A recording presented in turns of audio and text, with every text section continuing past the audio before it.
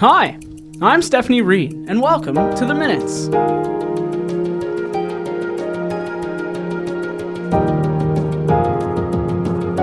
Thanks for listening today. It's great to have you along on The Minutes for the week of November the 3rd, 2025. This is a City of Thunder Bay podcast. The Minutes looks at what happened at Thunder Bay City Council this past week. You can find The Minutes wherever you get your podcasts, including our YouTube channel and our website, thunderbay.ca/The Minutes. And don't forget to subscribe so you never miss an episode. Frequent listeners are likely aware of the recent change to the city's governance structure, moving away from the Committee of the Whole system into a new standing committee model, with standing committees and City Council alternating meeting weeks. This week was a meeting of City Council. On the agenda at this week's meeting were a variety of topics, including some zoning bylaw amendments related to a property on Golf Links Road, a request to offer support for the Rural Community Immigration Pilot, an administration report on a request for additional funding for the new Thunder Bay Art Gallery, and the announcement of which organization was selected for the naming rights for the new indoor turf facility. Later, I'll be joined by the city's Supervisor of Initiatives, Marketing, and Community Support to tell us more about the exciting news.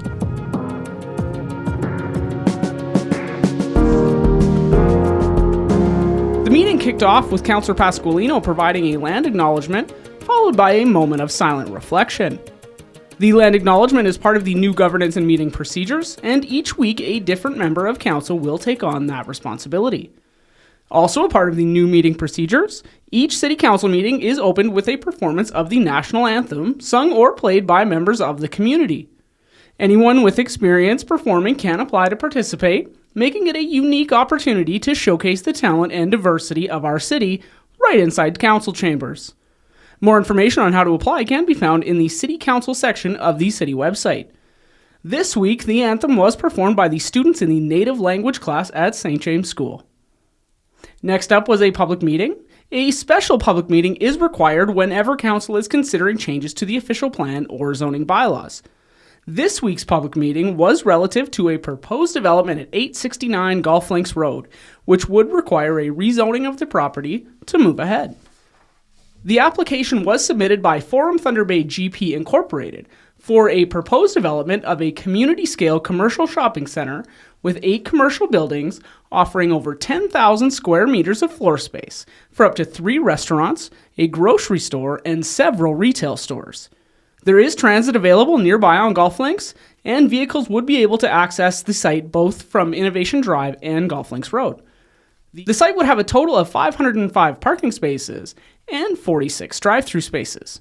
The proposed official plan amendment is to redesignate the lands from industrial business and natural heritage system to community commercial to permit a full range of retail and service uses.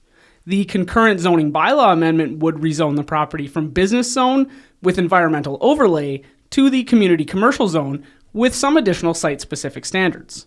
Though residential uses are not being proposed at this time, the applicant did request that certain residential uses still be permitted on the site. Administration noted that the proposal is consistent with the provincial planning statement and the growth plan for Northern Ontario, which both encourage compact, service-oriented development within existing urban areas. The location supports transit access, a mix of uses, and a natural transition between nearby employment lands and the surrounding residential neighborhoods. In addition, the city's employment land strategy found that adding retail and service commercial space next to the Innova Business Park would not limit its potential to grow as a major office and industrial hub, and in fact, the presence of nearby shops and amenities would likely make the area more attractive for future employers and employees. An environmental impact study and wetland assessment were also completed, confirming that the function of the existing wetland can be replicated through a nearby stormwater facility. The Lakehead Region Conservation Authority raised no objections, though the project will still require permits and must follow mitigation measures like limiting vegetation clearing to specific times of the year and maintaining erosion controls. Council approved the amendments. Next up was the consent agenda. As we have discussed before, this is a tool designed to streamline council meetings. Routine items, things like committee minutes or reports that aren't likely to result in debate, are bundled together and voted on as a block. Councillors can still pull out any item for questions or separate votes as they wish. This week's consent agenda included minutes of previous city council meetings, minutes of previous committee of the whole closed session meetings, the Growth Standing Committee minutes, the Intergovernmental Affairs Committee minutes, the Mayor's Task Force on Building More Homes Advisory Committee minutes, the Thunder Bay District Health Unit Board of Health minutes, the Committee of Adjustment minutes, the District of Thunder Bay Social Services Administration Board minutes, the Thunder Bay Community Auditorium Capital Reserve Fund request, and an application to NOHFC for some improvements at the Terry Fox Visitor Center. The consent agenda was passed. Prior to open session, Council met in closed session to review a number of board and committee appointments. New members were proposed for the Accessibility Advisory Committee, the Committee of Adjustment, the Community Safety and Wellbeing Committee, and the Thunder Bay Public Library Board. As well as new members of Council were selected to sit on the Intergovernmental Affairs Committee. All of the appointments were approved by Council. Next up, Councillor Oliver, as the chair of the Intergovernmental Affairs Committee, presented a memo recommending City Council call on the federal government to continue and expand the Rural Community Immigration Pilot, or RCIP, a program aimed at helping communities like Thunder Bay attract and keep skilled workers. The RCIP builds on the earlier Rural and Northern Immigration Pilot, giving northern communities more control over local immigration to fill labor gaps, grow the population, and support local business. The memo outlines how continuing and expanding the RCIP program is key to Thunder Bay's future and recommends asking the federal government to provide enough immigration spots to meet local labor needs, revisit international student caps for northern schools, and invest in long-term settlement supports to help newcomers stay and succeed. Council approved the motion, and copies of the resolution will be sent to the Minister of Immigration, Refugees, and Citizenship, along with MP Haidu and MP Pulowski. Next up, Council reviewed a report recommending an additional $2.5 million in funding for the Thunder Bay Art Gallery project on the waterfront. You may recall that when this was at Finance and Administration, the committee did not endorse administration's original recommendation for an additional $2.5 million city contribution. Even so, there was a clear theme in the discussion that most members were open to some additional support, and the debate was really about how much and under what conditions. Taking that feedback, administration had modified the recommendation, and instead of providing the funding in one grant of $2.5 million tied to a partial opening, the proposal broke it into two conditional contributions aligned to project milestones. $1.25 million would be provided from the Municipal Accommodation Tax Reserve Fund and would only be released once the gallery had secured all other funding needed to reach its partial opening, and the other $1.25 million would be from the Renew Thunder Bay Reserve Fund and also would only be released after a partial opening was achieved, with the remaining funding to be confirmed once the full opening was reached. This structure keeps the city's potential share at $7.5 million in total, including the original $5 million debenture, but stages any new funding so that taxpayer dollars move only when the project is demonstrably ready to hit each milestone. After a lengthy discussion, City Council gave its approval to provide $2.5 million in additional funding in two contributions to the new Thunder Bay Art Gallery project. In an exciting milestone in the indoor turf project this week, at the meeting, it was announced that the naming rights had been sold, and City Council reviewed a recommendation on a name for the new facility at 480 Beverly Street. Callie Hemsworth, the city's Supervisor of Initiatives, Marketing, and Community Support, will be joining us shortly on the podcast to share the news. The naming rights agreement will run for 10 years with all terms reviewed and finalized by the city solicitor. This marks another step forward in the opening towards the new state-of-the-art recreation space that will serve athletes, families, and community members across Thunder Bay for generations. A request for municipal support for the Versorium Energy Project at 579 Maureen Street was withdrawn at this time and will be presented in December. Council then reviewed and approved a series of bylaws related to the project at 869 Golf Links Road, and with that, the meeting was adjourned. Note that there will be no meeting next week due to Remembrance Day.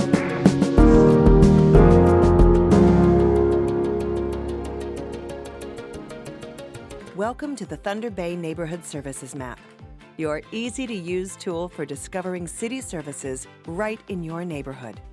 With this interactive map, you can search, explore, and plan, all in just a few clicks. Start by exploring the Layers list to customize your map view. Turn different services on or off to see exactly what you're looking for, from parks and schools to community centers and more.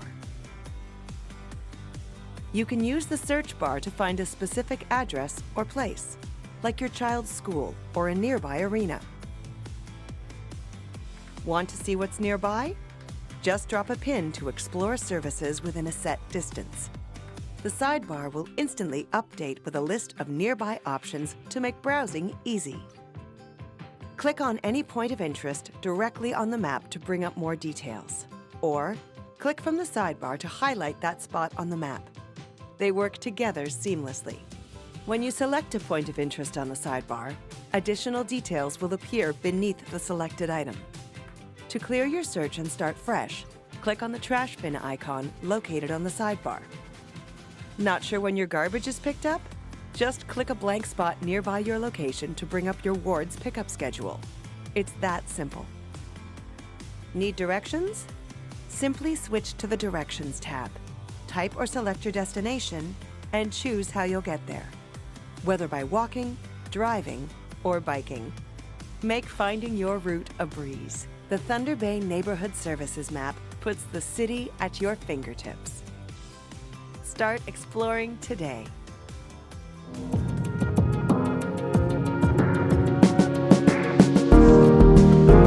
This week at Council, we achieved a big milestone for one of the most anticipated projects in the city, the new indoor turf facility, which is currently under construction. The project has reached a very exciting stage with this week's announcement of who has secured the naming rights for the facility.